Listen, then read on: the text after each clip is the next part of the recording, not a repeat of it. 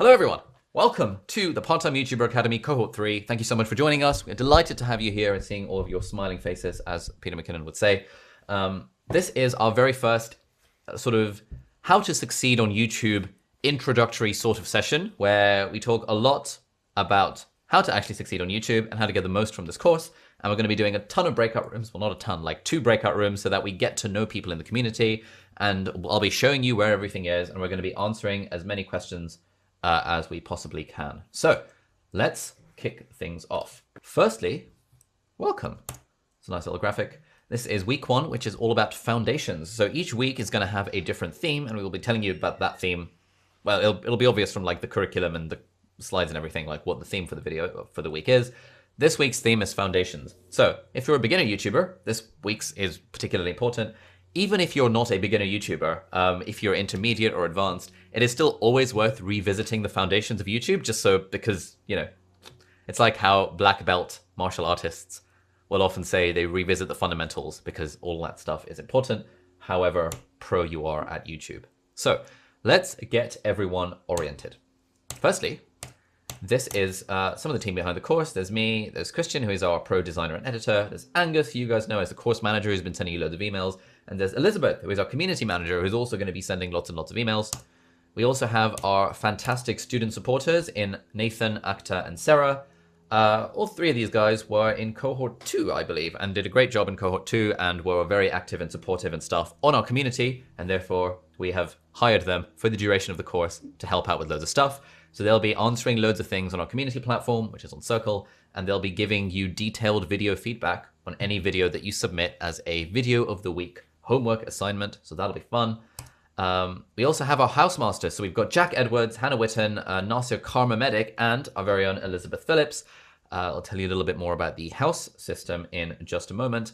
But these are all pretty pro YouTubers who will be your Housemasters / mentors within our upcoming sessions, which are starting from week 2. Sorry about the email that we sent you a few days ago. We were like so excited that we spent like 48 hours like sorting out and making sure everyone's time slots were legit. And then it turned out we had a frame shift error in our database because like something got deleted. And that means basically everyone's times were all screwed up. So apologies for that. We are in the process of fixing it. And we have now reallocated everyone, and we'll be sending you out an email either today or tomorrow with your confirmed timings and allocations, and crucially calendar invites for the house sessions, the house parties as we like to call them. Those are going to start from week 2. So from next Monday, that will be when the first sessions run, and they'll be running for week 2, 3, 4, 5, and 6. So you'll have 5 house parties with a individual house master that you'll be allocated to, and it'll be the same group every time we do the session. These are the names of the houses. I also had like emojis for each of them. And so each house is going to have like its own name and its own emoji. And it's going to be great. We're going to be telling you more about the house system probably on Thursday's session. But the idea is that when you're in your house groups of like 20 to 30 people, anytime you do one of your homework video assignments, your house will get points. You know, for the people who are particularly helpful on our community platform, your whole house will get points. And then at the end of the course, we'll be awarding the house cup to the house with the most points. But because houses have different numbers of people, it'll be kind of points per capita. So house points per member of the house. So we want everyone to pull their weight. We want everyone to be making as many videos and kind of completing the assignments as much as possible, because then your whole house will benefit from it, and we'll give you a funky little prize to everyone in the house that wins at the end of it. And I will be taking points away from houses as I feel like. So haven't quite figured out a way for doing that yet. Where is everything? So lots of you have done the onboarding calls with Angus and Elizabeth, so you would have seen all of this stuff. If you haven't done the onboarding calls, then no worries. Basically, in them, we kind of did some introductions and showed where everything is. Now, the PTYA community is basically the only place you need to go for anything else, anything you want. And that is at ptya.community. So you just literally type in ptya.community, you log in with the account that you made. This is hosted on a community platform, which is called Circle. So sometimes we might say something like, you know, the video recordings are on Circle. By on Circle, we mean in the PTYA community platform, which happens to be hosted on a platform called Circle. Anyway, ptya.community. If you need anything, it's probably on this page. We've had emails already from people being like, hey, how do I find the calendar and Zoom links? But if you literally go on ptya.community, the very first page you will see will say how to find things, calendar and Zoom links, video recordings, info, how to get help. we have tried our very best to preempt any questions you guys might have. And so they'll all be over here in the Start Here section. And yeah, we also have a Q&A section where if you have any questions at all about anything at all, just chuck them in the Q&A and you'll see them there. We have community wins, which if something particularly nice happens to you, you can share it with us in community wins. Two that I want to highlight. So we had Marshall in the last cohort. His very first homework assignment, was it or like second homework assignment? Like one of the homework assignments, he talked about this like fancy desk, and then this desk company paid him a stupidly large amount of money, more than I've ever been paid for a sponsorship, for his very first video to make a dedicated video for them. So that was pretty cool. He shared that in community wins. We also had Nicholas, who made a video about Chris Do's business content model. If you guys don't follow Chris Do on Instagram, you should. He's amazing. But now they're doing like a collab, and that's all pretty cool. So this is the sort of stuff we like to see in community wins. But, you know, nothing is too big or too small to celebrate in community wins. So this is good stuff. Next, we have the accountability buddy section. Basically, everything on YouTube is easier when you have an accountability buddy, someone to hold your hand and to sort of hold each other accountable for putting out the videos every week. And if you need an accountability buddy, you'll often find it easier just to find someone in your house. But if for whatever reason you don't find someone in your house, or you want someone, whatever, you can post in the accountability buddy section, and it's sort of like a sort of matchmaking system where you can just post and hopefully you'll be matched up with an accountability buddy on there, which should be fun. Now, where are all the video recordings going to be? They're going to be in the Cohort 3 Video Vault. This is what it looks like. It's just a section here on the PTY community, and each week we will be uploading videos directly to here. So we've already uploaded a load of videos about gear. Here is what that looks like. You got a little video from me talking about gear, and we've got like lighting, camera, audio. All of these are video recordings that are hosted directly on here, so you can watch them directly on here. You don't need to look anywhere else to find videos. They're always going to be in the Cohort 3 Video Vault. And if you need a hand with anything at all, firstly, please read the stuff on the pages because it will often save you sending us an email. We also have like a, where are we? We have like a knowledge base section where if you look at the bottom, your community will look slightly different to mine. Mine has all of the things on it, but broadly, yeah. If you want to upgrade, or if you want to questions about payments or anything like that, a lot of it is in our knowledge base already. And we keep on adding to this stuff, like where can I download the calendar? How do I register Zoom calls? Which is recorded, etc., how to get an invoice.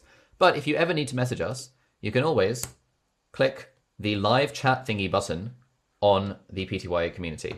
You can always click that whenever you want. And so that will pop up a little thingy over here. And that will automatically it'll basically let you send us an email. And if Angus, Elizabeth, or me, or anyone else is online there and then, we'll be able to do a live chat. But if not, it'll just help you let you send us an email. And then we will get back to you as soon as humanly possible. We also have our PTYA workbook, which is now linked directly in the chat. So please download the PDF of that. We're also in the process of mailing you all a physical copy of the workbook if you gave us your address in the blueprint, and if that address was suitably formatted for it to actually be an address that we can mail stuff to. So those are like on their way. They will hopefully arrive sometime this week in time for week 2. And the workbook, as you'll see from the PDF, basically has a load of just pages for the interactive exercises and stuff like that. You don't actually need the workbook. It's just kind of nice having a physical one if you like writing things down on paper. But everything you need is in the PDF, which is in Zoom. And it is also will be linked on our community platform very shortly after this call. So please watch out for the workbook. Just to emphasize, it's not a textbook. You don't need to pre-read anything. It's not like, oh my God, I have all this stuff to read. It's basically a workbook that just gives it easier access for you to see the prompts for the various interactive exercises we are going to be doing. So that's fun. Good job to Christian for designing it. Good job to Angus for basically writing the whole thing.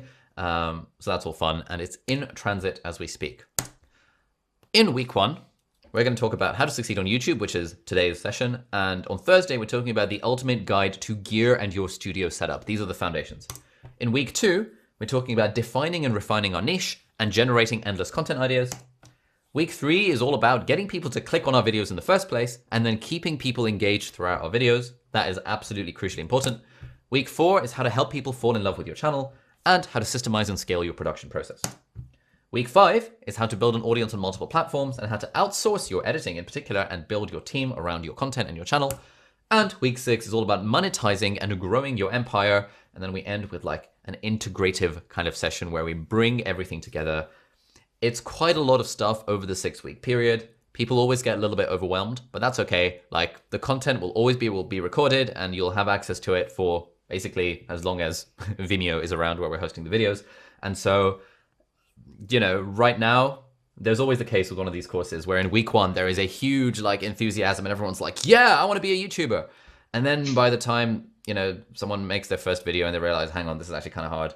And then the second video rolls around and then real life gets in the way. And then it's like, you know, the kids are being stupid and like, oh, you know, something's happened at work and, oh, life has got in the way. I've missed video number 2. Then week 3 comes along and suddenly we're like overloading you with the content. And you think, oh, I still haven't done the homework because I'm at week 2. It's very easy to get overwhelmed by this sort of stuff. What I would encourage you is that basically don't worry about it. The content, to be honest, is not that important. The only thing we really care about is that you just make 1 video a week. Because success on YouTube, as we're going to talk about, is mostly a matter of consistency. And if you can just build a habit of making 1 video a week, then life becomes good. This is broadly the stuff that is happening. So we have live sessions on Mondays and Thursdays. That's the purple stuff.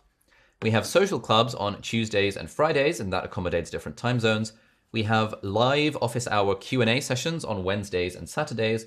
And the lucky exec people have sessions with me on Thursdays and Sundays. 24/7, there are loads of people on the community on Circle. We've also got a load of guest workshops that we haven't added to this because the timings change each week, but that is on the calendar and it's also in the calendar and Zoom link section on here. Calendar and Zoom links, nice and easy. Everything you need to do will be over here. Zoom links to all of the guest workshop. If you ever need a Zoom link for anything and for whatever reason you don't get the email and you haven't added stuff to your calendar, that's all right. You can always just bookmark this page and you will have a direct Zoom link, which is all good. And at some point in the next few days, you'll get calendar invites to your house parties. That will be just 1 session each week from week 2 to week 6, and you'll be meeting with the same people and the same house master each time. Next, we have Power Hour. Power Hour will not be on your calendar. I think we have a separate calendar for Power Hour, basically. But basically, every weekday at 8 o'clock BST and 2 p.m. BST, we're going to have a Power Hour. Basically, this is a 1-hour Zoom co-working group. These are always like one of the most fun parts of the course, where if you're awake during those times, you just rock up to the Zoom call. We spend 5 minutes at the start and at the end having a bit of a chit chat. And then the rest of the 50 minutes, one of us will play some nice background music and we all like focus and do some work. And we found that the people who attended Power Hour in like the previous cohorts were more likely to actually take their YouTube channels more seriously because they had this kind of 1 or 2 hour slot every day, mostly to focus on YouTube stuff. But to be honest, you can do whatever you want in that time. I'm going to be joining the Power Hours to write my book because I need the accountability. In terms of guest workshop, lots going on. So in week 2, we have Hassan, who's the best-selling author of the book, The Unfair Advantage. And it's all about kind of finding your niche and finding your own unfair advantage in your content and your business. In week 3, we have a load of stuff. We have Tristan and Michael from Ultra Speaking, which is a great way of improving your confidence on camera. We have Matthew Dix, who's one of probably the world's best storyteller. He's won all sorts of competitions multiple times around storytelling. He's written a fantastic book called Storyworthy, which is all about how to tell better stories. And that was my favorite book of 2020 when I read it. Matthew has also been personally coaching me in the art of storytelling. And so I asked him, hey, would you be down to doing a guest workshop? And he was like, hell yes. And we have celebrity David Perel, who's going to be doing a crash course in writing for us. David Perel, as you guys know, is big on Twitter, big on writing, runs his own course, Rite of Passage, which is also very good. And he'll be teaching us a crash course in writing specifically for YouTube videos. So lots of stuff going on in week 3. In week 4, we have James Johnny, who is he's a friend of mine. He's grown from 0 to, I think, like 800,000 subscribers in less than a year with like fewer than 20 videos. That is absolutely absurd. And James will be talking about editing because he is like a master editor, despite kind of not having a background in editing. He learned from scratch and is now on freaking 800,000 subscribers, making tons and tons of money through AdSense. And just making generally really, really, really good videos.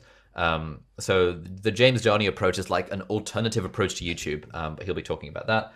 And we have Robbie Crabtree, who teaches the course Performative Speaking. Again, all about how to get better at speaking, more confident in being on camera, which is obviously a staple part of being a YouTuber. And then last but not least, or rather penultimately, in week 5, we have Joe, who is part of our team in terms of repurposing content. So if you've seen my Instagram or Twitter, the videos and stuff there, Joe manages all that stuff. So we'll talk about how you can put in a little bit of extra effort to repurpose the content you're making to grow on multiple platforms. And we have celebrity Pat Flynn. It says Performative Speaking. It should actually say Smart Passive Income. Pat Flynn hosts the very famous podcast and website, Smart Passive Income. And this session is going to be all about how like what are the various different ways in which we can monetize our audience. And finally, we have Anne-Laure, who you guys might know from nestlabs.com, nestlabs.co, I think. And that's going to be all about building and monetizing a sustainable community. So all of this is fun. All of these are the guest workshops. Now, let's do a little breakout room. So this is going to be a 10-minute breakout room where we're going to have a bit of a chat. So introduce yourself to your group and describe what your dream for your YouTube channel is. What sort of content are you planning to make? And how do you want this to impact your life? We will send out updates every 2 minutes, so everyone gets a chance to speak. So, Angus, can you take it away and set up the breakout rooms? Please, that would be good. Okay, so, welcome back. I've turned my volume down slightly. Apologies for shouting earlier. I just get very excited about YouTube and stuff in general, so this is fun. If you look on our community platform, you'll see we also have this community map thing. And it kind of shows if you've set your location on your like PTY community profile, it will add you to the community map. Now this is really cool because you can literally see where people live, which is like in a non-weird way. And so we've got loads of people in the UK, we've got loads of people in the US, loads of people in the Middle East, 24 people in India, 38 around about Indonesia, 39 in Australia. And so if you happen to be near someone, you should reach out to them and like hang out. I know last week there were quite a few people from cohort 2 who hung out in London. I felt a little bit jealous because I wasn't invited to this, but yeah, you know, it was good. It's good that the community happens without us. And he said I was invited. Right. Thank you all for filling in the blueprint thing that you did. The objective of the blueprint thing is that like the idea is that with any kind of learning experience, we do want to figure out where the holes in our knowledge are and where the improvements are and set an intention to learn about the thing that we're learning about before we learn about the thing. And then as we're learning about the thing, at the end of it, when we repeat the blueprint, which is the plan at the end of the course, hopefully we'll see some improvement in some of the areas. But more importantly, we'll see what the different areas of weakness still are, because the whole like being a YouTuber thing, it's not going to go from 0 to 100% in the 6 weeks of this course. What we're hoping to do, you know, this YouTube thing is like a 2+ year long commitment. And if you're not willing to make that commitment for at least 2 years, probably shouldn't be here. I'm hoping all of you are, because it's really, really obvious on the website that YouTube is not a get-rich-quick scheme, and you do have to do it for 2 years to get any kind of return at all. Although some people do get it sooner than that. But hopefully we want to set you guys up so that the next 2 years are easier, because then you'll have a system, which is the stuff that we're going to be talking about. This page is using significant energy, my God. So this was the average rating for across the 459 people who have filled in the blueprint for cohort 3. Around about 37%. This is very good. This is actually quite like optimistic, because this is what my own blueprint was like. I went through and I thought, okay, what was I actually like in 2017 when I started my channel, and then 18 months, and then a year later, and then 2 years later. And so I basically rated myself a 0 on everything at the start. And then over time, you know, I'm now at this place where I'm pretty confident in most of these areas. But you'll see I've still got lots of room left for improvement in platforms, distribution, a lot of stuff around the refining the video ideas and making them better. It's all a constant work in progress. That's all fun. We asked, what's the focus of content on your YouTube channel? Loads of you guys are interested in productivity, development, in learning, in life, in helping, in personal stuff. That's kind of cool. And in the next session, we'll show you kind of what the subscriber count and number of videos thing is. But like generally, the pattern that we've seen, which is true this time, the vast majority of people on this cohort are beginners with like fewer than 10 videos. And then we have a small number of intermediate and advanced people. And we've done our best to put the intermediate and advanced people together in the house party sessions, so that like beginners are like hanging out with other beginners and the advanced people are hanging out with the other advanced people. There's just not that many advanced people. So because we have such a spread of like ability levels, the beginners are very likely to get overwhelmed. And again, I'm going to keep coming back to this point of overwhelm. It is totally normal. You know, doing YouTube is like a hard thing. And if you get overwhelmed, don't worry about it. It's all good. Hopefully the house parties, the house support sessions, the Q&As, and all this, the community stuff will help with the potential feeling of overwhelm that you might get. Advanced people and intermediate people, I'm hoping you won't be overwhelmed, and I'm hoping the stuff in the course, you'll be able to just sort of plug and play into your stuff. Yeah. Lots of you have shared your reflections on the initiation blueprint in our community thingy, so that's really cool. You might like to browse through that if it's interesting. Let's talk about the homework video assignments. Now, these are by far the most important part of the course by an absolute mile. So as I said at the start, really the only thing that we care about at the end of this course is that you've made one video a week for the next 6 weeks. That is like the only thing I care about. I could not care less if you've not watched any of the videos, if you've not attended any of the live sessions. I think it would be worth attending your house support sessions, your house parties, just because it's a smaller group and you've got access to like a pro YouTuber mentor. It would make sense if you can find the time to attend those. But really, everything else is kind of optional. The main thing that we're trying to get you to do, the transformation we're trying, is to get people to the point where you can comfortably make one video every week. And sort of the way that I see this, and I'll put this as a diagram for the next slide, for the next session, is that like broadly, in fact, I'm going to stop my screen share while I talk about this just because I want to see my own face. Broadly, there's like different stages along the journey of a YouTuber. There's the, I have never made a video before in my life. And then to the end of it, which is like, you know, someone like Mr. Beast with 50 million subscribers. Now, along that journey, there are a few milestones, and we're all at different place on this milestones. I think the very first milestone is from 0 to 1. So I have not made a video to I have made a video. And lots of us are in that boat where if you haven't made a video, the thing you care about is I just need to make a video. Once you can make a video, and that's like an okay thing to do, the next landmark is I can make a video every week. Okay? So we're going from nothing to just making a video to making a video every week. And then the next one is, I can make a good video every week. And that is basically all you need. If you can get from 0 to make a video every week to make a good video every week, you will, you know, then your life will completely change, right? Like, because basically that's all that I've done for the last 4 years. Started off from 0, learned how to make a video, learned how to make a video a week, learned how to hopefully make a good video a week. And all the rest of it is sort of just icing on the cake. The system, the monetization, the expansion, it all comes from this foundation of 0 video, 1 video a week, 1 good video a week. At that point, you can start doing funny, funky things like scaling and distributing and outsourcing and editing and all that kind of stuff. But we're all at different places along that.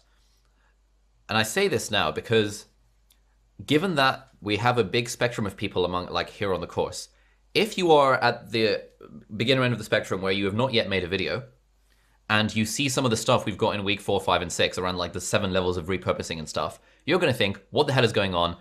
I struggle talking to a camera. I hate the sound of my own voice. Why is Ollie telling me about the 7 levels of repurposing content, which is completely irrelevant to me? So like, what I'm just trying to say, and I'll keep on signaling this throughout, like, remember where you are in the process, and keep in mind, please, that this course that we've tried to put together is trying to be a lot of things to a lot of different people. Like the stuff, and we've broadly done it, so like the stuff in kind of week 5 and 6 will only really apply if you've already gotten that foundation of being able to make 1 video every week. We're hoping to get you to that point where you can make 1 video every week. But coming back to what I'm talking about with the homework assignments, the content in the course is kind of irrelevant. All that matters is you get to the point where you can make a video a week, and hopefully the course will help you make that video a week actually good. But there's very little we can do if you're not going to put in the work. There's very little we can do to help you succeed on YouTube, right? It's just not a thing. You have to make at least a video every week. Yes, there are exceptions, but broadly, you have to make at least a video a week. That is the point of the homework assignments. It's the only part of the course we care about. If you go through this course and you have completed the homework video assignments, i.e. made 1 video a week, and you don't find the course valuable, we have a 100% money back guarantee. Like, it will literally give you all your money back if you don't find the course useful. But you become eligible for that money back guarantee if you make a video every week for the next 6 weeks. If you don't, and you come back to us, oh, I've made 2 videos, but I didn't think the course was particularly useful, we're going to be like, sorry, mate. We literally told you the money back guarantee was you have to do the homework assignments. You have to make the 6 videos. And if you still don't find the course valuable, we'll give you all your money back. It's all good. I'm saying this emphatically right now. Like we often don't get people asking for their money back, and you know, often like life gets in the way, and I get it. But I cannot underscore enough just how important it is just making 1 video a week. That is the only thing we care about. Please don't feel like, oh my God, I have to attend 4 hours of live sessions and 1 hour of house party and like the social clubs and spending 8 hours doing this stuff and not spending any time making the videos, because that's the only thing that matters. So let's go into a breakout room. And we'll do another one. We'll hopefully have smaller groups this time. What is your biggest challenge with creating videos? What are some reasons you might not end up doing this week's assignment or kind of the homework generally? And what are some ways that you can ensure you will do the 1 video a week? Well, again, that's all we care about, just 1 video a week. That's all it takes. If you're a pro, then you can worry about the system and stuff. But most of us are beginners. All beginners care about is 1 video a week. Go into breakout rooms for the next 10 minutes and have a bit of a chat. And hopefully we'll figure out ways that we can support one another to make the one video a week, which is, as I said, the only thing that we actually care about. So let's, oh crap, let's go for it. Alrighty. Hello. Welcome back to the party, everyone. Would love to hear, hang on, let me turn the song off. This is a banger though, absolute banger. Shame we had to turn it off. Yeah, I don't know why people, is this like some TikTok soundtrack or something like that? It's just like, yeah, just absolute banger every time. Yeah, so curious to hear what sort of insights we got from the breakout room.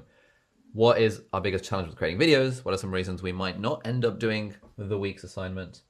And what are some ways we'll ensure we'll get it done? We need to go talk about this playlist. The Stoic teacher. All right, mate. I'm going to take some house points away from you. Spotlight effect, perfectionism, overthinking, huge issue for everyone. Perfectionism, editing, accountability. Perfectionism, beginner's mind. Looking forward to the power hour. Editing takes bloody ages. Yeah, it does. Speaking to a camera, time management, tunnel vision, workflow. How to play music legally. Oh, okay. Procrastination, video hacks, scripting sucks, being a waste man. Location and sound, getting comfortable with the camera. Okay, cool. So crucially, what are some ways that we can ensure we'll get it done? You have to carve out time, waking up early. 4:30 a.m. Bloody hell. Living life in 2 week sprints with SMART goals. Suck it up. Let's move on. Good stuff. Thanks everyone for sharing the chat. Oh, by the way, as a general thing, we save the Zoom chat transcript and then we put it up on the kind of video vault page. This is kind of handy because especially when we do things like idea generation and finding your niche and stuff like that, just by going through the video chat transcript, you'll get like tons and tons and tons of ideas just by default. So yeah, cool. Let's do a little bit of a spiel. What it takes to succeed on YouTube. Let's see, right. What does it take to succeed on YouTube? Basically, a few hard truths. So the only way to grow on YouTube is to make videos that people want to watch. Notice that again. The only way to grow on YouTube is to make videos that people want to watch. I know I am big on the whole, if you've seen any of my stuff, I can give the impression that, guys, all you have to do is just make one video a week and your life will change. And I do stand by that. I genuinely think that if you just make one video a week and you do it for the next 2 years, then I can basically 100% guarantee that your life will completely change. I can't put any numbers on it. I can't tell you you're going to be at 10K or 100K subscribers or you'll be able to quit your job. But I just know that if you make one video every week for 2 years, your life will change completely. But having said that, the only way to actually grow on YouTube is to make videos that people want to watch. If you make videos that people don't want to watch, like if you take my advice super literally and you're like, you know what, I'm just going to make a video of my coffee every week for the next 2 years, obviously that's not going to work, right? You need to make videos that people want to watch. This is not easy. This is actually very hard. This is not like an easy thing that you guys have signed up for.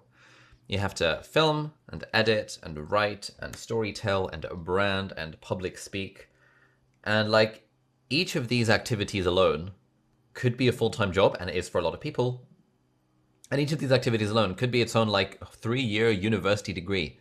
And yet as a YouTuber, we have to do all of these things basically on a daily basis. And often we're starting completely from scratch. I knew absolutely nothing about writing or filming or scripting or editing or branding or whatever the last one, public speaking. Knew absolutely nothing about that before I started YouTube, and I had to learn on the job. But that's what it takes if you want to make videos that people want to watch. Because if you're like, fine, maybe the writing on your videos is amazing, but if you suck at speaking on camera and you don't improve on it, then people are not going to watch your videos. If your branding is terrible, then people might watch your videos, but they're less likely to fall in love with your channel. If your writing is not very good and you're just rambling, then maybe a few people will watch your videos because they like your rambling. But generally, a lot of people won't watch them because the writing is not particularly tight. So there's all these different skills that are involved in being a YouTuber. They're all specialized skills. And so YouTube is not easy. YouTube is a combination of a ton of specialized skills, and you become a generalist at being good at all of this kind of stuff. Now, that's like one hard truth right like up front. Now I want to give you a little maths puzzle. For those of you who have seen this before, please don't say anything in the chat because it loses the impact that way. You'll know what I mean. If you've been on a previous cohort, please stay silent in the chat. But basically, Here's a math puzzle. So Warren Buffett starts investing age 10. By age 30, his net worth is $1 million, which is 9 inflation adjusted. He's still investing age 90, and he gets 22% annual returns. And Warren Buffett's current net worth, well, at least it was at the time I made this, was about $84.5 billion.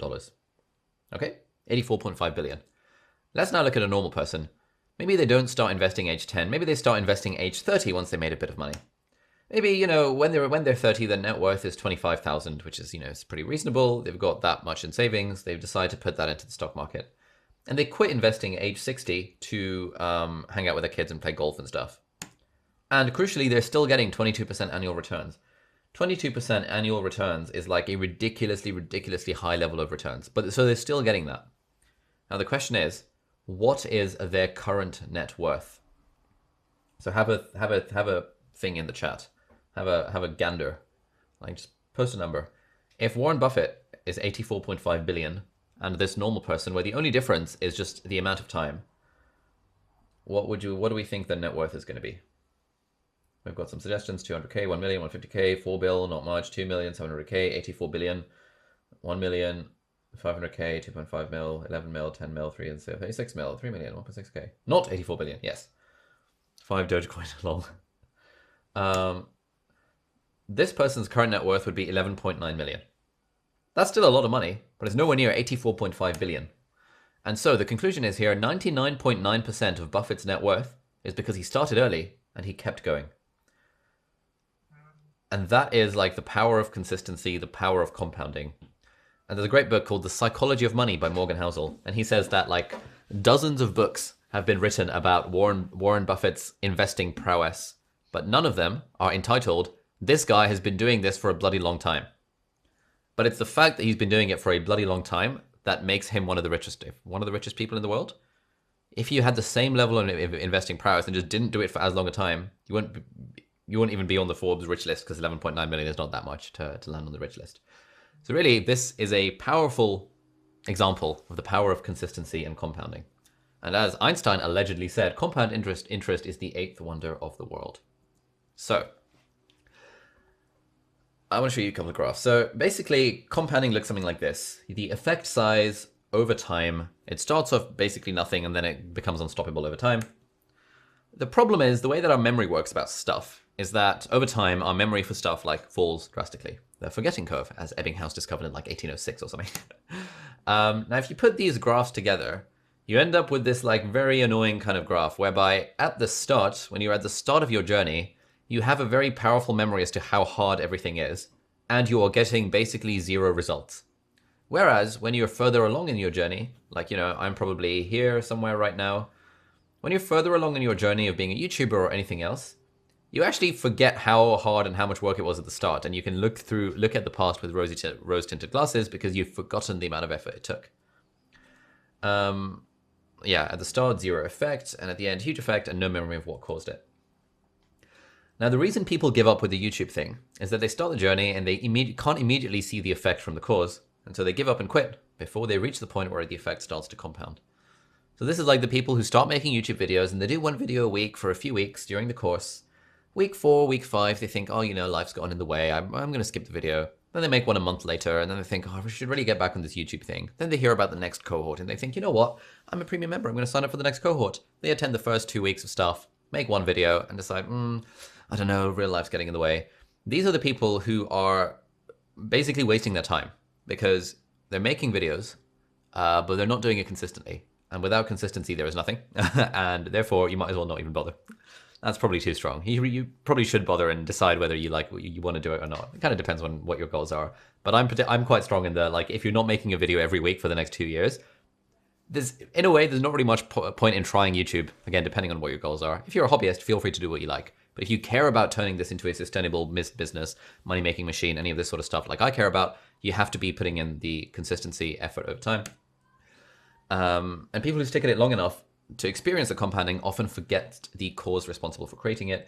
This makes their work appear effortless or lucky to themselves and to other people. And so the real message here is that it is a marathon rather than a sprint. We're in this for the long haul. This course can feel like a sprint.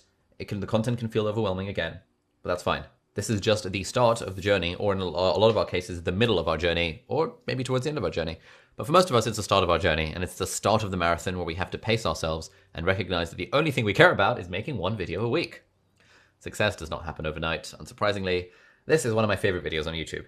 You guys might know MKBHD. I think he's probably got more. He's got like 14 million subscribers, one of the most respected and biggest tech YouTubers in the world.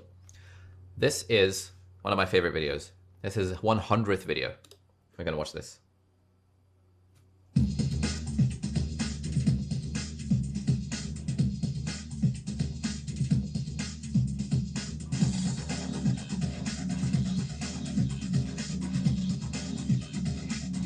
Video number 100. Woo. So yeah, welcome to video number 100. I have to say it's pretty good that I've gotten to upload 100 good videos for you guys over the past couple of months, basically. And so what I'm going to go into is that right now I'm going to check right now. Right now I have approximately 70-ish subscribers. I'm just looking at, wait now. If I go to my page, youtube.com/MarcusBrownlee, just click on the link over there. I have 74 subscribers. So I was thinking I would do... This is MKBHD, one of the most respected YouTubers in the world, who has interviewed the likes of Elon Musk, Bill Gates, you know, these pro people, for 15 million subscribers. His 100th video, and his 100th video, he said, guys, thank you all so much for subscribing. Big thank you to my 76 subscribers. That's absolutely insane. Like, this guy made 100 videos and got 76 subscribers. And so whenever we hear people being like, oh, but I've made 4 videos and like I'm not getting any views, or I've made 44 videos and I'm not getting any views, I often just link people to Marcus Brownlee's video number 100 videos and 76 subscribers. That's quite interesting. Hold on. Why is this not move? Oh, hello. Our channel at the moment is on 1.79 million subscribers. Hopefully might hit 1.8 million today. But did not always start like that. This is the graph of stuff that, like, views that changed over time. At the start, I started with like 40 subscribers that were friends and family, and like people that just subscribed because I had a YouTube account for like 10 years. And each day was like, I'm making a video and I'm refreshing my YouTube studio every single day. And it's like, oh yes, I've now got 61 subscribers. And then 2 days would pass, be like, yes, I've got a 60-second subscriber. This is the dream. That was what it was like. And then obviously over time you get the compounding. And now the channel is pretty big and is doing pretty well. But it is very much a long game. I've been doing this for basically 4 years now. You know, this is what the subscriber growth looks like. This is kind of, the graph is showing you subscribers gained per day. So you can see at the start, the line is basically flat because you can't even see that I gained 1 or 2 subscribers a day. These days, we're gaining, you know, a few thousand subscribers each day with a few spikes when we get viral videos. Revenue-wise, the picture is exactly the same. For the first year, basically made no money, and then the money started to get interesting. And again, this is revenue per day. So these days, the channel is making somewhere between 600 to 1,500 pounds each day, which is about $900 to $2,000 per day. That's pretty mental. And if you told me this 4 years ago, I would have had a stroke because it's just stupid. But at the start, like for the first year, wasn't making any money at all. So it really is a marathon. It is a case of compounding over time. And if you don't let the compounding happen, if you give up halfway through, then, you know, that's fine. But you have to consciously be aware that you're giving up on something that could potentially become big, but only if you give it the time to become big. Now, here's another thing. Guys, again, if you've seen this thing before, please don't post in the chat, because have a think. How many videos do you need to make to get 1 million subscribers? So this is data from TubeBuddy that looks at 4.5 million channels. And they've said that the average channel with 1 million subscribers has how many videos? So how many videos does the average channel with 1 million subscribers have? Some people think 100 videos. Lol, I wish. 100,000 videos. Thankfully, it's not that quite that high. The average channel with 1 million subscribers has 3,873 videos. That's a lot of videos. What do you think the average channel between 100K to 1 million has? Post in the chat. Got some good suggestions? 1,171 videos. The average channel of 10K to 100K subscribers, that's around the time where you can make a full-time living off YouTube.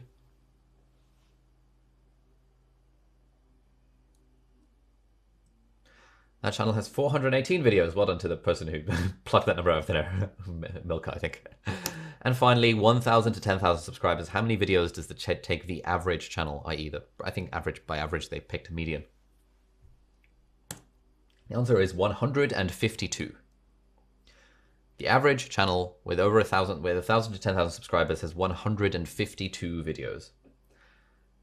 This is always interesting and sobering, because if you're like most of us and you're a beginner here and you're stressing out about video number 1 or video number 2 and be like, oh, my voice sounds a bit shit, or oh, my microphone quality is pretty crap, or like, oh my God, I suck in front of a camera, and you're letting your disease of perfectionism get in the way of uploading video number 2, don't worry, you still have 150 more videos to go before you can be the average channel with 1,000 to 10,000 subscribers. It's a lot of videos. Like, no one gives a toss about video number 1 or 2 or 3 or 4 or 5 or 25 or even like 105. It really doesn't matter. The point is, often, like, you know, we did a guest workshop with TubeBuddy, you know, this like big Chrome extension that we'll talk about later. And we were asking them, you know, what's the biggest thing that holds people back from YouTube? And they were like, honestly, just not making enough videos. This is a quantity game. Yes, it's a quality game, but it is more a quantity game. You have to make the videos. But the good news is it's fun. It's all good. It's really fun. And the idea, you know, in an ideal world, we wouldn't be entering YouTube thinking, I need to grind it out. I need to like white knuckle and hustle hard. And then 3 years later, I'll be rich. Instead, it's more like, you know, let's take it easy. Let's treat this as a marathon and let's try and enjoy the journey. Because if we enjoy the journey, then productivity takes care of itself. And then making videos becomes fun rather than a chore. And if you treat making videos as a chore, you are never going to grow on YouTube because you're just not going to put in the reps to make enough videos. Our channel, so we hit 1,000 subscribers after 52 videos. So 4 years ago, it took me 52 videos and 6 months to hit 1,000 subscribers. I was making 2 videos every week. So that was 52 videos to hit 1,000 subscribers. We've had people who've hit 1,000 subscribers after like 4 videos in cohort 1 and 2. I know we've had people who've hit 1,000 subscribers after like 13 videos. And when we have our community events, people are always like, oh, you know, I've made like 14 videos and I just feel like my channel's not growing. And they're on like 1,200 subscribers. And I'm like, guys, it took me 52 videos and 6 months to get to freaking 1,000 subscribers. Like, please pipe down, because unless you've made 52 videos, you cannot complain that your channel is not growing fast enough. Get to 52 videos, and then I will listen to your complaints that, oh my God, my channel's not growing. Generally, it's the people with like 10 to 20 videos who've hit 1,000 subscribers, channel is growing objectively really well, but they have an unrealistic expectation. They see a channel like mine 4 years down the line, and they see, oh my God, Ollie's getting 200,000 views in a random ass video where he just sits there and makes a cup of tea. I wish I could do that. That doesn't happen overnight. That literally takes 4 years, 52 videos, 1,000 subscribers. So I think, yeah. It took us 92 videos to hit 10K and 143 videos to hit 100K. 144 to 287 between 100K to 1 million. And now I think we're on like 350, 360 something videos. That's a lot of videos.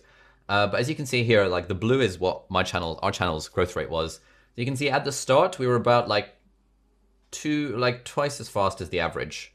And then like 3 times as fast, and then like 5 times as fast, and then like 10 times as fast as the average in terms of number of videos.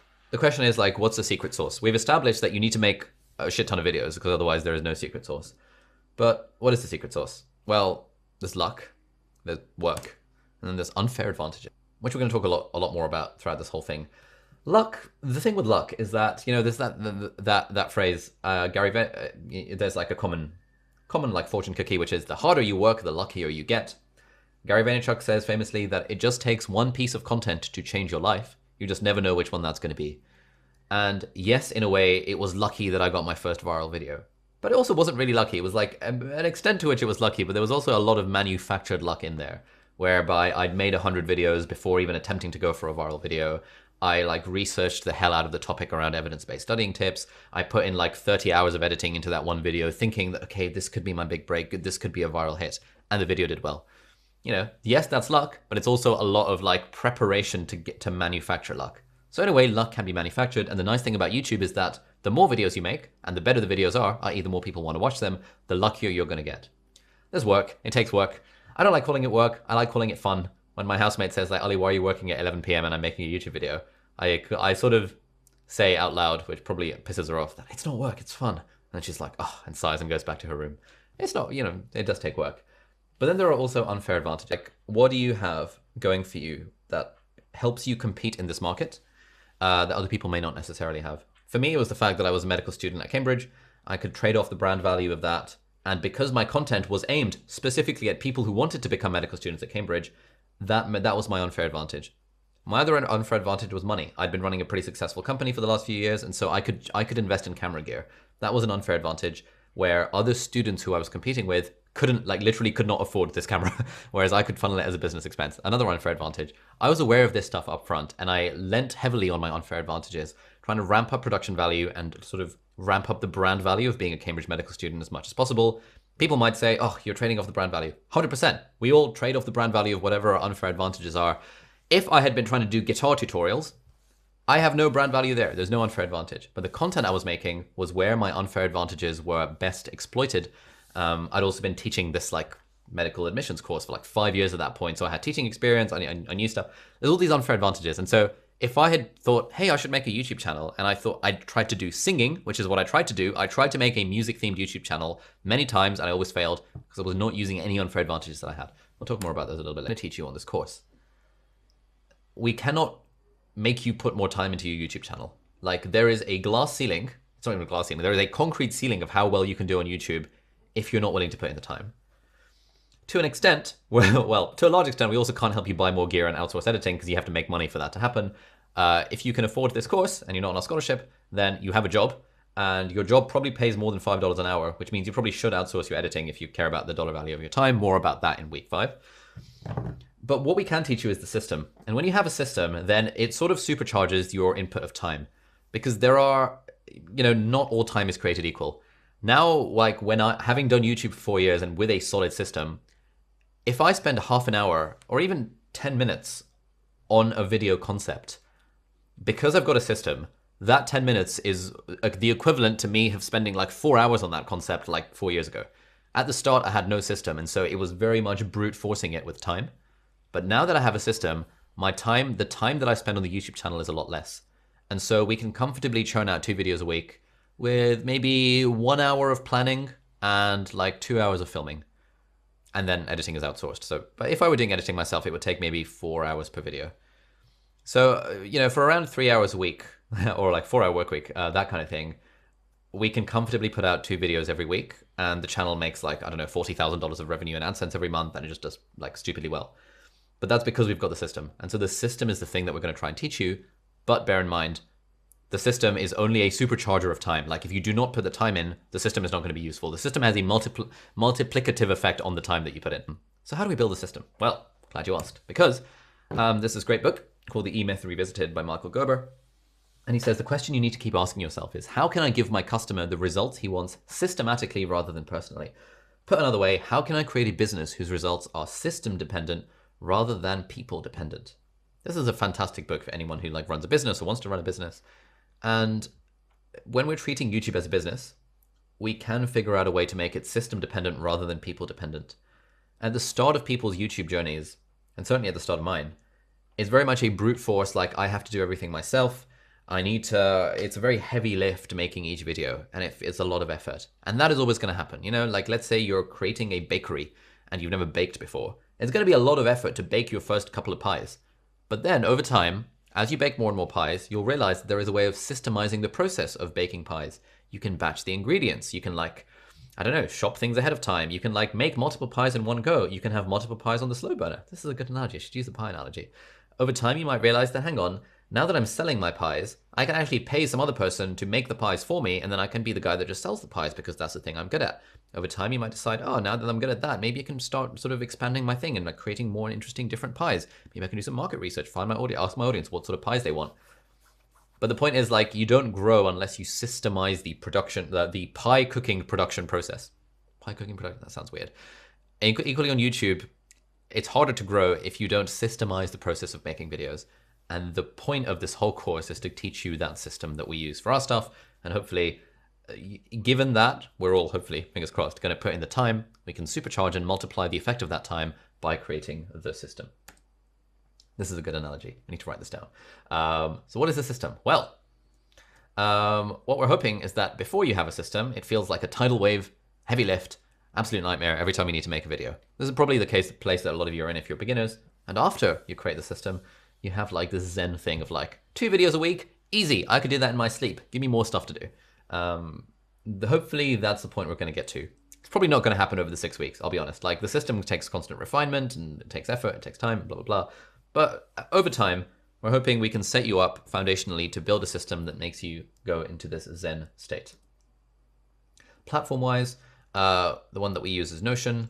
This is like our home base. Like, we'll talk much more about this, but to be honest, it's not really about the platform. It's not about the platform in the slightest. It is far more about the mindset and the system behind the platform, and then the platform, like Notion or Roam or Evernote or Obsidian or whatever the hell you want to use, the platform just facilitates the system. Notion is going to be the thing that we use for all of our examples, but it translates to anything else that you want to do. Now, here is what the system broadly breaks into.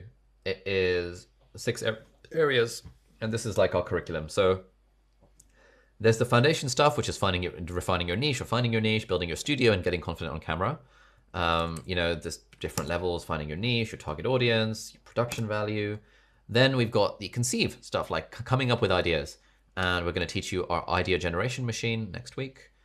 Next, we've got different ways of constructing videos, like titles, thumbnails, and like different ways of structuring a video. Again, we're going to teach you that in week 3. Then we have like all this fancy stuff around creating stuff with parallel processing, scheduling, and distributing, using a content calendar, and using Kanban boards, and using batching. Repurposing we'll teach you in week 4 and 5. Then we'll talk about expanding into different platforms and building your own team. So we'll teach you how to outsource editing, which most of us should be doing very early on, because most of us have money and make more than $5 an hour, which is how much it costs to outsource editing. And we'll talk about kind of the evolution of our platforms and how over time you can start making interesting amounts of money, or rather absurd amounts of money, through expanding platform-wise, and like the different ecosystems and how we build that from scratch. And finally, we'll talk about monetization. So in terms of like all the different strategies that you can use, partners and products that you can make to help monetize your content, affiliate links, AdSense, sponsors, personal products, things that affect video revenue, affiliates, and all this kind of stuff, and all the different ways that you can make personal products with examples and like a playbook of exactly how I did it for a lot of these things. So that is the overall system. And when you have the system, really it's sort of these 3 things: conceive, construct, and create, that are like the important bits for beginners. You've got to come up with an idea. You've got to systematically create the video in a way that appeals to the viewers and the algorithm and gets clicks. And then you have to sort of, you want to kind of parallel processy create stuff so that it doesn't feel like so much of a heavy lift. It's like coming up with the idea for a pie, baking the pie, and then baking multiple pies, which is kind of similar to that thing like we said at the start about like how, step 1 is make 1 video. Step 2 is make 1 video every week. And step 3 is make 1 good video every week. And then in a way, step 4 is systemize the process of making 1 good video every week, so that your own time is less on that and you're doing more interesting things with your time. So doing another quote from Michael Gerber: how can I get my business to work but without me? How can I get my people to work but without my constant interference?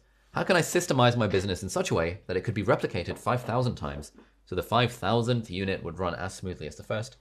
And how can I spend my time doing the work I love to do rather than the work I have to do? I'm still working towards it. Our system is still constantly evolving, but you guys are here on this course. Thank you for being with us on this journey.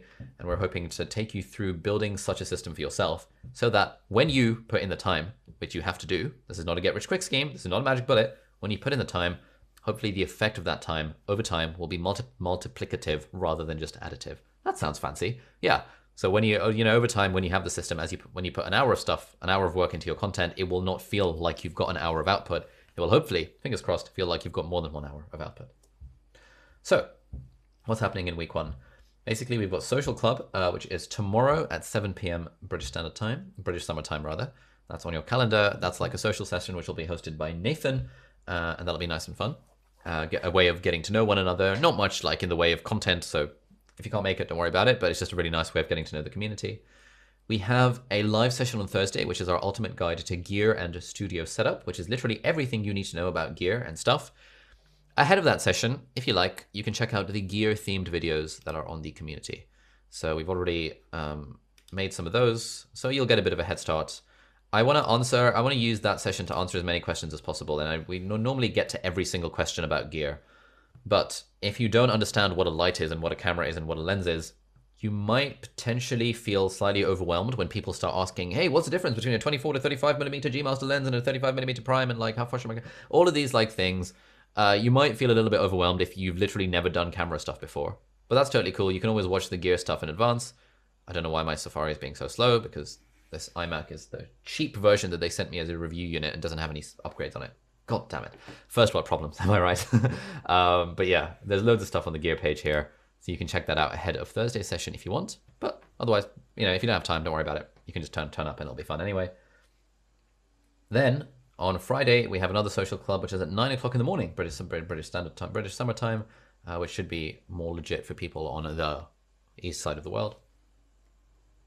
And on Saturday the 12th, we'll have a office hours Q&A. So by office hour, I've only recently realized office hours is a term that a lot of people don't understand. It's like a very American thing. Basically, open-ended question and answer, rock up and have whatever question you want answered.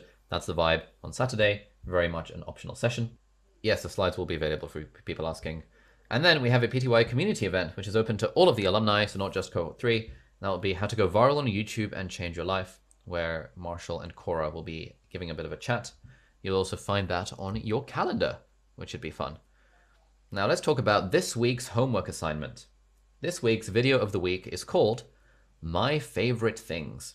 So basically, we got a picture over here because the thing with like content is that it's very easy to make like curated content rather than created content. And making a video about something that you like is very easy to do because you don't have to create anything. You're just acting as like a curator. So what is a My Favorite Things themed video? Well, these are all of the ones that we've done recently, well, not recently, a while ago. What's on my iPhone?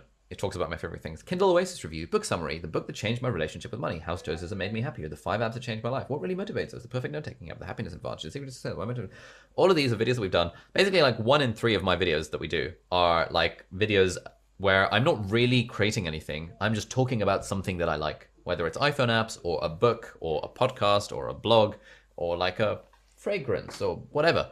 I don't talk about fragrances. That's like a friend of mine who was in cohort 1. And so, you know, it's very easy to make a video talking about something that you like.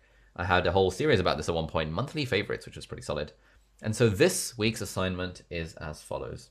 Film, edit, and publish a video in which you talk about your experience with a single favorite thing. It could be anything, an app, a podcast, a book, a movie, a documentary, a physical item, a piece of clothing, a concept, a quote, a type of cuisine, a piece of tech, anything. You can be as imaginative as you want, or keep it simple for the first video. Publish your video to your YouTube channel and link it as a new post in the assignment number 1 space in the PTYA community. That is how you submit assignments, by the way. We have a fancy ass way of scraping the community so that whenever there is a new post, our team gets notified of it, and one of us on our team will give you some very, very, very detailed feedback on your video. And so we want you to post it on the community platform on Circle once you've made the video, and you'll get some solid feedback. And feel free to give feedback and receive feedback from other people as well. We'll be giving you a whole spiel about it, but you know, you can always watch other people's videos, give them feedback. It's always a great way to learn. So this is the first homework. How long should the first video be? It doesn't matter. You can literally do like for example, if I was doing this and it was my first video, I would literally just take out my iPhone. I would probably just do it vertically, not even horizontally, just because it's easier. And I would have my iPhone filming in front of me, and I would be saying something like, hey guys, welcome back to the channel. In this video, I want to talk to you about this new perfume that I got the other day from Floral Street, and it's called Electric Rhubarb. Now, it's kind of weird. Like, it looks like a kind of girly perfume, and that was my major concern. The fact it's got a flower on it, it's all a bit floral. I don't really know what's going on. But when the lady put it on the sheet thing in the shop, I was just like, oh my God, this smells like the best thing ever. And so if I spray it on myself now, I just get this, oh, it's so good. Electric Rhubarb, it smells nice. My housemate, I smelt my neck about it the other day in a non-weird way, and she was like, oh, this smells really good. This is my favorite perfume. I'll put a link in the video description. Thank you so much for watching, guys. Please make sure to subscribe to my channel to see more shit like this. Thanks for watching, and see you later. Bye-bye. That's literally my video. It took me 1 minute to literally just go pick up something and talk about it for a little bit. That is like the low effort, the easy way of doing this sort of assignment. And really, again, we want to be optimizing for actually doing it. In cohort 1, I think we had about 60% of people who did the first homework. In cohort 2, we had about 70% of people who did the first homework.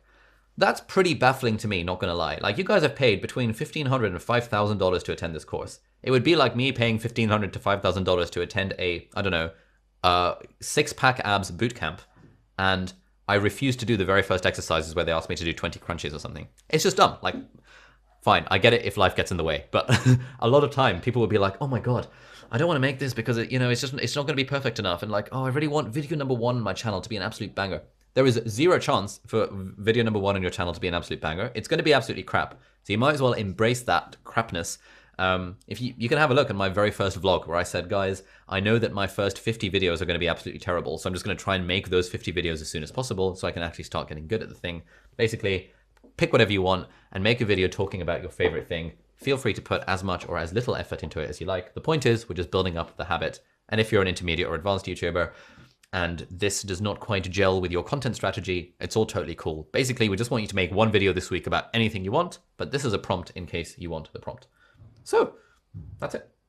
This is the workbook. It's going to be linked in the chat as well. Feel free to download the PDF of it and we'll be mailing you a physical copy, hopefully in the next week or 2, fingers crossed. The next session is the ultimate guide to gear and setup. And now we've got 20 minutes for a Q&A. So yeah, let's answer some questions. Jasmine says, I can't see the assignment section. Angus, have we made the assignment section public? There will be an assignment section that will be made public this evening also. Will we cover how to do or when to do our 2 channels? Basically, don't have 2 channels unless you have 100,000 subscribers. That's the advice that I got. Does posting our homework vids affect our YouTube ratings in a negative way? Okay. If I made that video that I just showed you and posted it on my channel, yes, it would. It would be a bad video for my channel. But obviously I wouldn't do that. Like if I was doing this course and I had a strategy already and so on, then I'd be making a video and actually putting effort into it because at this point I'm already good at making videos. But if it's your first video, which it is for a lot of us, or your first 11th video or your 10th video, something like that, it doesn't really matter. You can just make whatever video you like. Is there a copyright restriction in reviewing books? No, you can do what you like. When is it due and when can we expect feedback? Good question. So each Monday, I will tell you what the homework is for the week. And so in that week, we want you to post it at some point before Sunday on the community platform in the assignment section. And you can expect feedback within like a week of you posting it. It's sort of like if you post it earlier when no one has posted it, you'll get feedback basically immediately because we're monitoring Circle 24/7. But if you post it if 500 people post it on the Sunday night, it'll probably take us a week to actually give everyone feedback. So basically feedback within 7 days of posting the homework assignment on the community platform, hopefully sooner than that. How long did it take you to find your niche or did the niche find you? We'll talk much more about that this time next week where the whole session is based on defining and refining the niche. It's complicated. We'll talk much more about it. There's very little I can say right now that's like a useful soundbitey answer. How many times do you think about giving up? Never. Should we keep our first videos online forever or take them offline at a certain point? It's up to you. It doesn't really make much difference taking a video offline. But if you care about your feed aesthetic, like let's say your homework videos is like really, really, really bad and then like 4 months down the line, you've stumbled on a nice niche and you've got decent production value, feel free to unlist or private the old videos because at that point they're not really adding anything to your channel. Fine. What are your thoughts on business brand name versus personal name for a channel? Good question. It depends on your goals. Generally, I would say personal name. Unless specifically you are trying to drive traffic towards a business and therefore you want a YouTube channel for that business, that is unlikely. Most people are not in that position. Generally, I would err towards a personal name for a channel. What about reviewing music? It's complicated. We have a whole section on the resources bit here.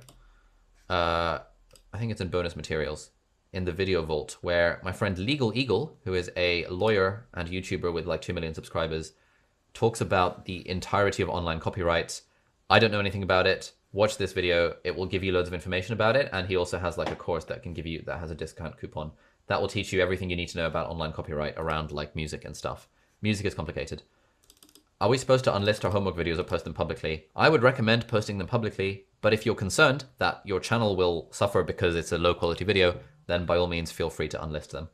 But yeah, posting publicly is what you need. How do you naturally use a script while recording? I personally don't. I just use bullet points, but you might find it useful to use a teleprompter if you're that sort of person.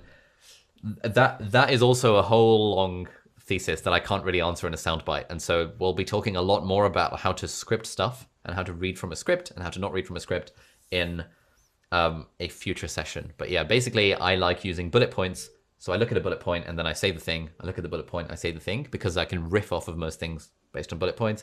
I personally don't like reading from a script. How do you decide what category your video channel is? If it's a mix of personal, vlog, and instructions, how important is this? It's complicated. Basically, so many people's questions are, I have all of these different interests. What should my niche be? Which is basically that question. That is the thing we're going to be answering this time next week on Monday, where we're spending literally 2 hours talking about how to find your niche. Quickly, the way you grow on YouTube, the way you maximize your chances of growing on YouTube is by sticking to one thing, by being the Notion guy or the productivity is too broad, or being the very specific thing guy or girl. It's complicated. It depends on so many things. Like, how much do you want to treat it as a hobby versus a business? If you had a business and if you were to say, hey, I've got an idea for a business, but I want to sell a few groceries and I want to sell a few like clothing wear and I want to sell some cameras and I want to sell some iMacs because these are all the things I'm interested in. People would be like, mate, what the hell are you trying to do? Like, why are you trying to sell everything? And you'd be like, oh, but it's the stuff I'm interested in. So surely someone should come to my shop and buy one of the things I'm interested in. If you wanted a hobby shop and you didn't really care about growing particularly and you want to do a car boot sale, that's fine. You can sell whatever the hell you want.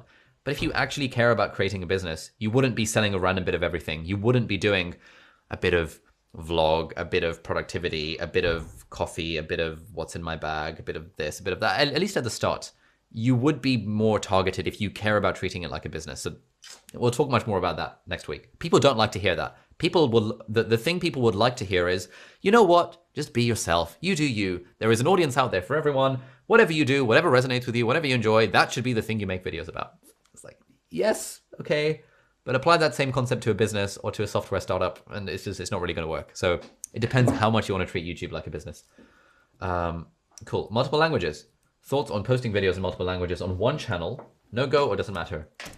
Separate channels for separate languages. Unless you are posting in a language where the people who speak that language in your target audience will also speak the other language. For example, I know lots of channels that post in Urdu, but also have some English themed content because broadly middle to upper class Urdu speakers in Pakistan will also speak English. Then they combine. But generally, if you're making videos in Spanish and videos in English, your viewers will not stick around for both. So you want to split up the channels in that context. That's a very niche thing though. At what point is it wise to change what your videos are about? Like, can I start with unfair advantage and some point change course? Yes, your niche can always evolve or change over time. Much more on niche next week. But yeah, you can always change. I started out talking about medical school admissions. I moved on to talking about studying. I haven't talked about medical school admissions or studying in the last like 2 years. Like, you know, the content can evolve, but the idea is that you slowly want to move to different niches over time. Are you going to be able to review our videos if they're in Spanish? Sadly not. We won't understand the content of the videos if they're in Spanish. And so we can comment on production value and stuff, but there's very little we can comment on if the video is actually in Spanish. Unless someone on our team speaks Spanish, I don't think they do. Angus wants to learn Spanish, so maybe Angus can like try and comment on your video. Did you make an introduction video? Hi, Mali, welcome to my channel. I talk about XYZ. Not really. I sort of made a video called Why I'm Starting a Vlog, which was a video I made to my like 34 subscribers at the time. My name is Ali, and this is my first. And filmed it on my phone in July of 2017. You don't really need an introduction video. Bit overrated, I think.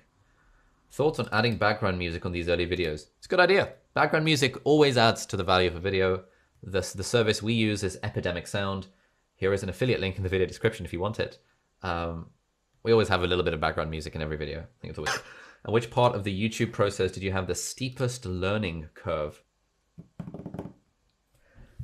Probably editing. Like, editing is like a technical skill, and it's like quite hard to do quickly and efficiently. And so there's quite a steep learning curve to that. I was always pretty confident with speaking. Like, I'd been teaching for a long time, and I feel like I'm pretty okay at teaching. So that sort of translated to the camera, but editing in particular was one thing I had to learn completely from scratch. Okay, for older inactive channels with subscribers, does inactivity hurt the channel or can it instantly revive with consistent posting? Honestly, if you've got 400 subscribers from 10 years ago, I would just start a new channel. It's like, yeah, it's not really worth hanging on to those 400 subscribers. Can we make short clips to start with, increase the length as we go along? Yeah, absolutely. You can do whatever you like. Generally, on YouTube, this has so many exceptions. Basically, do whatever you like. You can make videos that are 1 minute long, 30 seconds long, 2 minutes long. I couldn't care less. As long as you're getting in the habit of making a video every week, that's the only thing that matters. And you also want to think about like, right now, if you're a beginner, and it's probably a beginner I was asking that question, if you're a beginner, you only want to think about yourself. You just want to think, selfishly, how can I make it as easy as possible for me to create videos and get into the habit? But to actually grow on YouTube, you need to switch from a me mindset to a audience mindset. Like, what would the audience want? How can I best serve the audience? And if the audience is best served with short videos, then make short videos. If the audience is best served with longer videos, then make longer videos. But right now, if you're a beginner, whatever makes it easy for you to upload the videos, I don't really care how long they are. But obviously, if you make like a 5-second video, you're going to learn less from that than if you make a 5-minute video, for example. How do we create a story from a thing we like? We're talking a lot more about that in week 3. And we also have like 2 guest workshops focused on exactly that thing. But TLDR, read the book Storyworthy by Matthew Dix. I love it. My favorite book of 2020. What's the ideal length of videos that YouTube is promoting for beginners? It doesn't really work like that. There is no such thing as an ideal length of videos. A video needs to be as long as it needs to be and no longer. Or as short as it needs to be, but no shorter. That's like saying, what's the ideal length of blog post that Google is promoting? In fact, no, it's not really like saying that, because you can probably say that 1900 words is about the ideal length of a blog post. There is no right answer to this question. There is no right answer that would be useful. And recommendations on YouTube Shorts.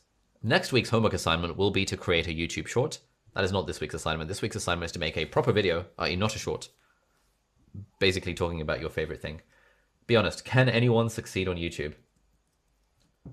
Honestly, if they put in the work, I don't see, I see no world in which anyone can't succeed on YouTube. It also depends on what you mean by succeed. Like, what's your metric for that? Can anyone hit 1 million subscribers? Probably not. With enough work, anyone probably could. But again, it depends what your metric for success is. Yeah, I don't know a single person in my life who would not succeed on YouTube if they did what I told them to do, basically. Or if they put in the work, effectively. Is 1 video a week fine, or should you try to do 2 videos if possible? What is ideal? 1 video a week is fine. The more videos you make, the more likely your channel is to grow. So 1 video is fine. 1 video is the minimum, and I think it's a good standard to go for. But if you can make 2 videos a week, your channel will grow faster. If you can make 3 videos a week, your channel will grow faster. If you can make 5 videos a week, your channel will grow faster, provided the quality of each of those videos is the same. So 1 good video a week is better than 5 crap videos a week, but 5 good videos a week is better than 3 good videos a week, for example. Could the first video be done in 1 take so editing's needed? Yeah, you can do what you like. Whatever it takes. The first video doesn't matter. Like, no one cares. If you're a beginner and it's your first video, no one gives a shit. Just make the video and make it as easy as possible to do the homework assignment. If you're a beginner and you're a beginner who's asked that question, the thing that will hold you back is perfectionism. And the thing that you're not going to get out of this course is you're going to stop. You're just not going to publish the videos. I just want you to publish the videos, whatever it takes. Could not care less whether it's 1 take. Honestly, if it were me and I were a beginner, I would just do a 1 take video. I'd probably do a little bit of editing with a bit of background music, but because like the objective is to learn. But if I was struggling with editing or struggling with background music, literally single take, 1 take, no cuts, it's all fine. No one cares. It's all hunky-dory. If 2 of you are using a channel, should you use names or a brand? I still think, like, A and B, Tom and Jane, or Harry and Ron. That would be how I name it, but it kind of depends on what vibe you want to go for. Is getting famous guests on a good way of increasing subscribers? No. Yeah, no. Is there content overloading on a YouTube channel? Not really. It's quite hard to content overload a YouTube channel. We're far more likely, like, as long as the videos are good, and by good I mean people want to click on them and people want to watch them, there is no such thing as content overload on a YouTube channel. We were speaking to someone called Evan Carmichael the other day, who puts out, I think, like 10 videos a day on one of his channels, and he was saying until you're at that point of 10 videos a day, you don't need to worry about content saturation and content overload. Is it best to steer clear of personal development as a subject, as it's so broad?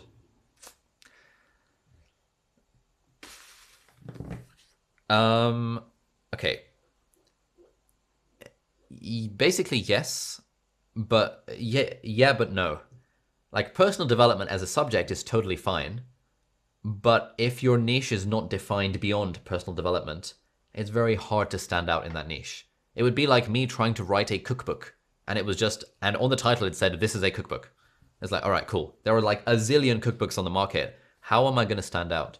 Whereas if I wrote a book that was talking about kind of a doctor gives a nutritional advice within the context of a cookbook for people who want to be productive, meals that will only take 5 minutes to make and like 1 minute to clear up, for people that want 200 grams of protein each day because they want gains, and if your body is like natural nerd, those 9 levels of niching could get my cooking channel or my cooking cookbook to a point where it would be niched down enough to be kind of successful. Again, it depends what you want, right? If your aim for YouTube is to treat it as a hobby, then that's fine. You can do what you want, like make videos about personal development. But if your aim is to treat it as a business, you need to think about how are you going to stand out in a crowded market. Are there diminishing returns on more videos per week? Nah. If the videos are good, then there's basically it's hard to get the diminishing returns. There probably is to an extent. The thing with YouTube is that growth is always linear, unless you get a viral hit and then it becomes exponential for a little bit. So if you make twice as many videos, you're twice as likely to get a viral hit, and therefore it's not so much that every video increases your growth. It's more that every video increases your chances of getting exponential growth, and you're doubling those chances by making 2 videos a week. What areas or niches do you see growing on YouTube right now? It doesn't matter.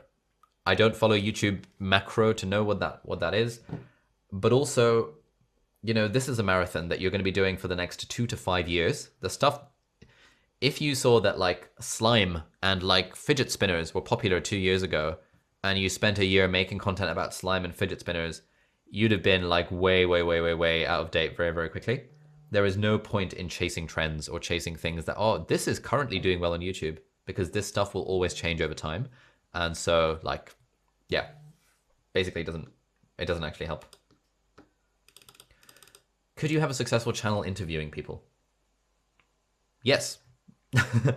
if it's good. If you make videos that people want to click on and videos that people want to watch. Tim Ferriss has made a pretty good career out of interviewing people. Rick Roll has made a good career out of interviewing people.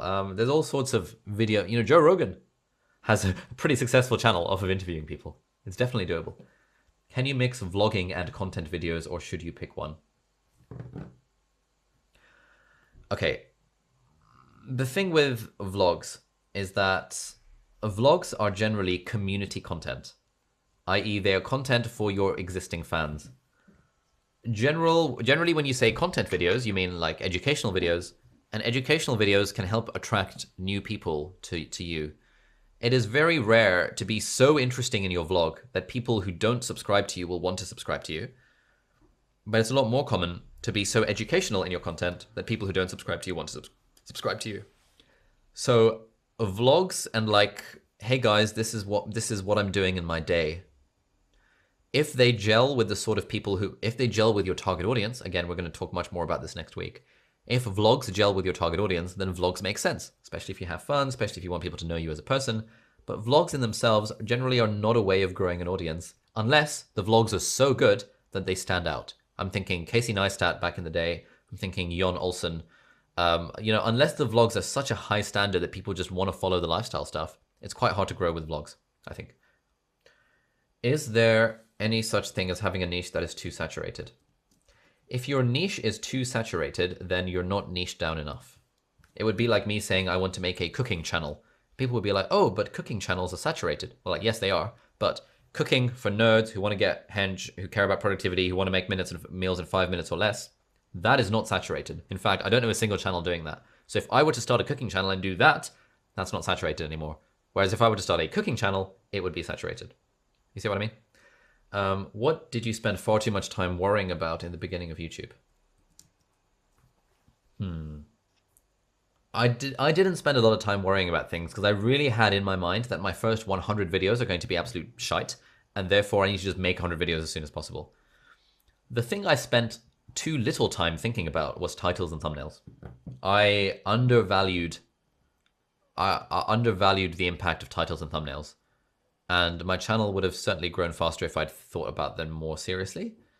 And that's what most YouTubers actually say. Like, basically, I've asked this question to all my YouTuber friends, like, what would you do differently if you had your time again? And 100% of them say, I would think harder about titles and thumbnails. But we'll talk more about that in week 2. What made you start a YouTube channel? I saw a business opportunity. I had a business. I knew I could drive leads to that business by making educational content on YouTube. And then as I started doing that and saw that it was fun, I saw that there was a gap in the market for someone to vlog life as a medical student and as a doctor. And so I thought, you know what? This seems like a good opportunity. Let's give it a go. Let's take it seriously for at least 2 years and let's see if something good happens. And yeah, best decision I've ever made in my life. And here we are today. So a nice place to end it. Hope you guys found this session useful. Always keen to hear feedback and stuff in the chat, and we'll put like some, you can always email us if you have any feedback about anything. We'll try and sort out the breakout rooms for next time. Hope you guys found this session useful. As a reminder, the homework assignment is just make a video and post it on our community platform. If you need a prompt for the video, the prompt is my favorite things, wherever it is. Where did I go? Here we go. This is the prompt, my favorite things. Talk about your experience with a single favorite thing. And our team and me and Angus and Elizabeth and stuff will be looking over those and giving you lots of detailed feedback. If you have any more questions, stick them in the Q&A section on community platform and Circle, and one of us will get back to you. Or if you want to email us about a personal thing, just email us, support@aliabdal.com, or use the live chat feature on the community. Thanks for joining. Enjoy WWDC, and we'll see you guys later. Bye-bye.